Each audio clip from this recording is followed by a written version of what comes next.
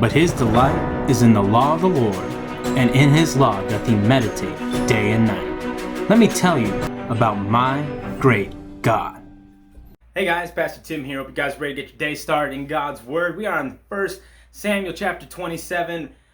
These last four chapters are kind of just the tale, just kind of closing the first book of Samuel. We see Saul's demise, and we see David having a little lack of faith, or having his faith being uncertain and shaken. And in chapter 27, it's really short. You can read through it many times, jot down things. Maybe not too much to jot down, but what we see here is something that's very questionable. It's like, how did this happen? How did David get from the point where we last saw him to this point where he's starting to doubt that he would be alive for much longer? His faith seemed to be strong. He seemed to understand that God was going to make him king. We saw that in the last time he met Saul, and the courage he had knowing that God would act upon his promises. But now we get to this situation where all of a sudden David is doubting himself and saying, you know what, I don't think I'm going to live for that much longer if I stay here. I need to run. And he runs to the enemy. He runs into the land of the Philistines and decides to live there. And of course, Saul, seeing that or hearing about that, he's not going to pursue David there. You know, it's just going to cause conflict. And so David, in a worldly sense, in an earthly sense, he's safe from his present danger, but he's only inviting more danger into his life. All right, by going into the enemy territory, he's only inviting more problems, not solving the problems he thinks he's currently having as well. I'm sorry, that kind of came out a little jumbled. A good example of this is in the book of Genesis with Abraham. When he's first called out from his homeland by God, and he's called into a new land, in the land of Canaan, and then he experiences a famine. And he thinks, all right, the best way to solve this is to go to Egypt, which is a picture of the world.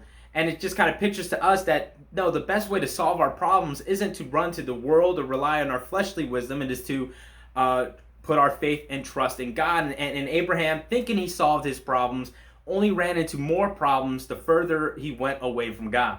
And David, as we're going to see here, and in chapter 29, I believe, his problems are only going to multiply as well. Thinking he's solving his one problem of Saul by going into the land of the Philistines, now he has to lie about why he's there to the new king, to King Achish in the Philippines. And not only that, he almost gets to the point towards the end of the book where he almost has to fight his own people, his own country, the Israelites.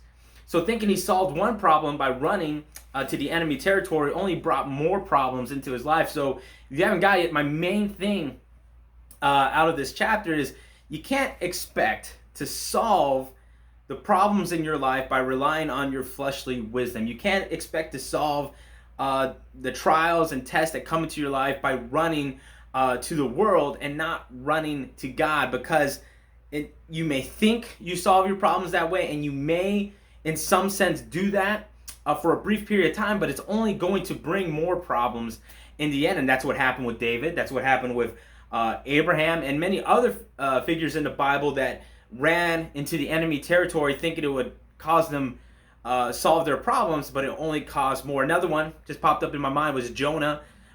He didn't want to listen to God. He decided to run away from God in the other direction, thinking that solved his problem. He didn't have to go to the people of Nineveh. And yeah, it caused a whole lot of problems for him. And that's a whole nother story in itself, but it's not worth it, guys.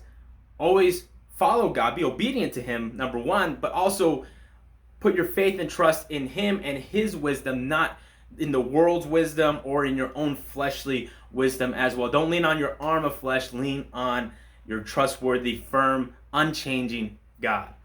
That's it for today. Pretty short chapter, leads to a pretty short video, but guys, it still shows us some great things about God. It still shows us things that we could improve upon and change in our lives, that we can glorify God better and be a testimony unto people around us. So I encourage you guys, no matter how great or small the chapter may be, always try to see, what does this chapter tell me about God, and what does this chapter tell me about man, and tell somebody about it. Tell somebody, continue that conversation about your great God, and let somebody know today. Stay safe, stay healthy. God bless.